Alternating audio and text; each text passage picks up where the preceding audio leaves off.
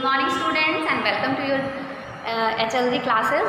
और यस्टरडे मैंने आपको क्या पढ़ाया था, हिंदी लैंग्वेज का फर्स्ट लेसन जिसका नाम था भाषा और लिपि। ओके, मैंने आपको अच्छे से एक्सप्लेन किया था।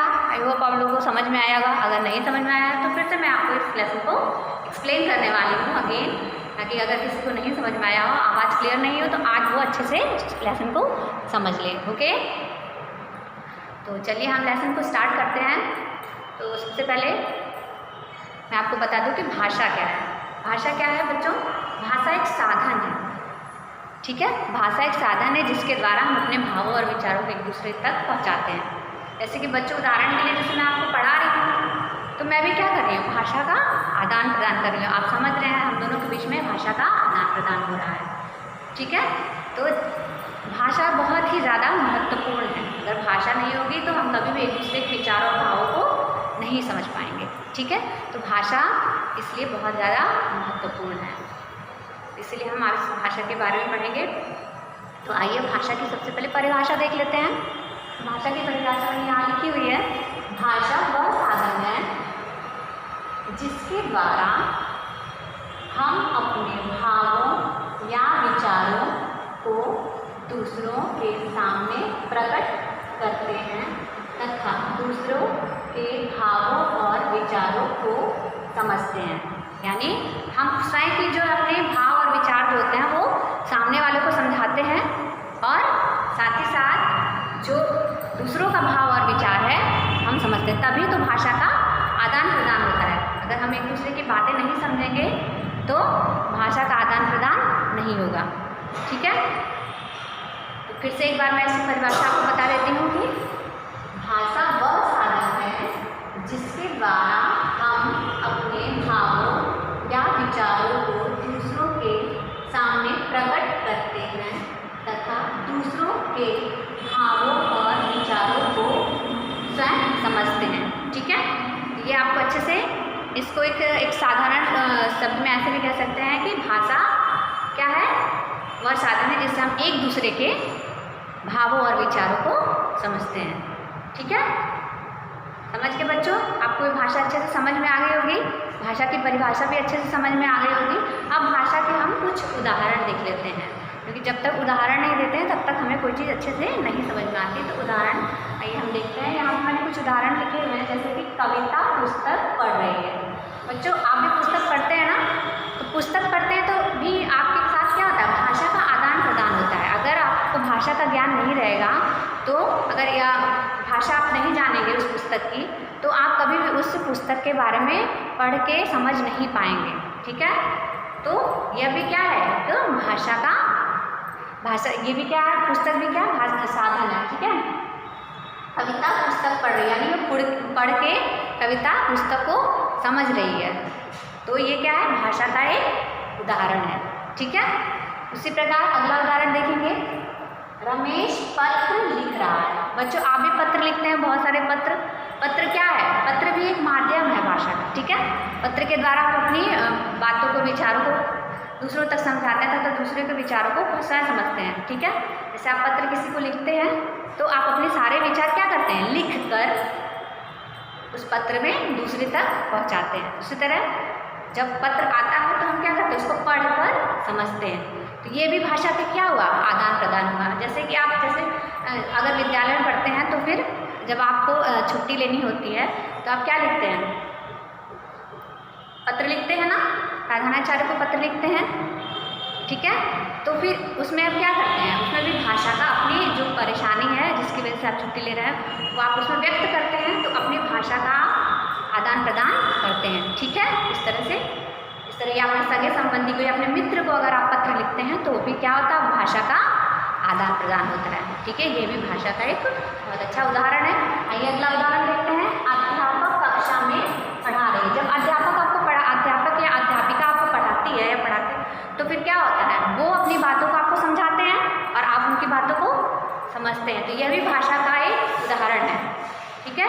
जैसे मैं आपको पढ़ा रही हूँ, आप सुन रहे हैं, ये भी भाषा का एक उदाहरण है, ठीक है। अगर हम दोनों एक दूसरे की बात नहीं समझेंगे, भाषा को नहीं जानेंगे, तो हम एक दूसरे की बात नहीं समझ पाएंगे, ठीक है। इसलिए भाषा अत्यधिक आवश्यक है। अगला देखेंगे, पिताजी समाचार सुन रहे हैं। समाचार सुनने से क्या होता है बच्चों? समाचार सुनने से क्या होता है कि हम सुन के समझते हैं कि सामने वाला क्या कह रहा है। तो यह भी भाषा का एक उदाहरण है, ठीक है। इसके द्वारा भी उस बोलने वाले की भाषा हम सुनते हैं, तो यहाँ पे वहाँ भाषा का आदान और प्रदान हो रहा है। एक दूसरे भाषा इधर उधर हम एक दूसरे को समझ रहे हैं, ठीक है। बोलने वाला समझा रहा है और सुनने वाला क्या कर रहा है बच्चों? समझ रहा है। क्या कर रहा है? समझ रहा है, ठीक है।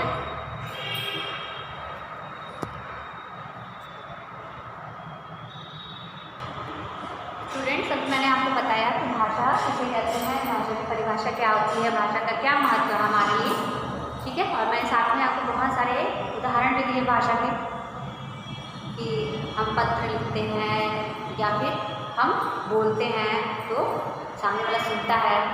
इस तरह से हम भाषा का आदान प्रदान करते हैं। या फिर हम पुस्तक को पढ़ते हैं अगर, तो भी हम भाषा का आदान प्रदान करते हैं, पुस्तक को पढ़ के समझते हैं। तो ये सारी बातें भी मैंने आपको समझाई। इस सब में क्या हो रहा है, हम भाषा को किस तरह समझ पा रहे हैं, उसके लिए एक साधन चाहिए ना, कि हम भाषा को किस तरह, हम अगर भाषा को एक से दूसरे तक समझाना है तो उसके लिए हमको कुछ करना पड़ता है। हमको क्या करना पड़ता है? जैसे आपको अगर कुछ चाहिए, आपको अगर ये लेसन नहीं समझ में आ रहा है, तब क्या करेंगे? आप उसको राइट करेंगे कि ma'am I don't understand this lesson, है ना। तो आप क्या करेंगे? लिख कर मुझे सेंड करेंगे, ठीक है। या फिर आपको अपने पेरेंट्स से कुछ चाहिए होता है, या फिर आपको कोई प्रॉब्लम होती है तो अपने पेरेंट्स से बोलते हैं ना, क्या करते हैं? बोलते हैं तो आपके पेरेंट्स उसको सुनकर समझते हैं। तो इस प्रकार क्या होता है कि हम आपस में भाषा का आदान प्रदान करते हैं। कैसे करते हैं? जब हम बोलते हैं, जब हमको कुछ कहना होता है, किसी से अपनी बात कहनी होती है, तो हम बोलते हैं, ठीक है। और सामने वाला क्या करता है? सुनता है। तो यहाँ पे देखिए दो चीज़ बहुत इंपॉर्टेंट है, बोलना और सुनना, ठीक है। अगर आप बोलेंगे नहीं, सामने वाला सुनेंगे नहीं, तो भाषा हम एक दूसरे की नहीं समझेंगे, ठीक है। तो बोलना और सुनना ये भी क्या है? भाषा का एक बहुत ही, यहाँ पे यह भावों और विचारों को दो प्रकार से प्रकट किया तथा समझा जा सकता है, ठीक है। तो कैसे कैसे समझा जा सकता है? पहला तो कहकर जब हम कहते हैं तो हम अपने विचारों को बताते हैं, और सामने वाला क्या करता है? सामने वाला सुनकर। तो हम पहला तो कैसे प्रकट कर सकते हैं भाव विचारों को? कहकर, और सामने वाला क्या? सुनकर, ठीक है। इस तरह हम अपने भाव और विचारों को, ये दोनों बहुत ही ज़्यादा महत्वपूर्ण है। दूसरा क्या है? लिखकर और पढ़कर। तो जब हम लिखते हैं, ठीक है, तो सामने वाला उसको पढ़ता है, तभी तो उसको समझ में आता है, तभी तो भाषा का आदान प्रदान करता है, ठीक है। जैसे आप गृह कार्य जब लिखते हैं, होमवर्क, तो फिर उसको जब हम अध्यापक आपके पढ़ते हैं, तभी तो आपने जो लिखा है, जो सही किया है, जो गलत किया है, उसको हम समझते हैं और उसमें करेक्शन करते हैं, ठीक है। तो इसके यहाँ पे भाषा का आदान प्रदान कैसे हुआ? आपने लिखा, मैंने पढ़ा, तो यहाँ पर भाषा का आदान प्रदान लिखने और पढ़ने से हुआ। किससे हुआ? लिखने और पढ़ने से। उसी तरह जब मैं आपको बोल रही हूँ और आप सुन रहे हैं, तो यहाँ पर भाषा का आदान प्रदान कैसे हो रहा है? मेरे बोलने से और आपके सुनने से। तो यहाँ पर इसलिए मैंने बताया कि भावों और विचारों को दो प्रकार से प्रकट किया जा सकता है, कहकर यानी बोलकर, जैसे मैं बोल रही हूँ आपको, और दूसरा सुनकर, जैसे आप सुन रहे हैं, ठीक है। बोलकर और सुनकर। दूसरा क्या है? लिखकर और पढ़कर। जैसे मैंने यहाँ ब्लैक बोर्ड पे लिखा है ना, लिखा है, तो मैंने लिखा है और आप क्या कर रहे हैं? पढ़ रहे हैं। तो यहाँ पे क्या हो रहा है? लिखकर और पढ़कर भाषा का आदान प्रदान हो रहा है, ठीक है। अब इसके आगे हम जानेंगे कि भाषा के कितने प्रकार होते हैं, लिपि किसे कहते हैं, व्याकरण किसे कहते हैं, इस सब के बारे में मैं आपको नेक्स्ट वीडियो में एक्सप्लेन करूँगी, ठीक है। आज के लिए बस इतना ही। Thank you.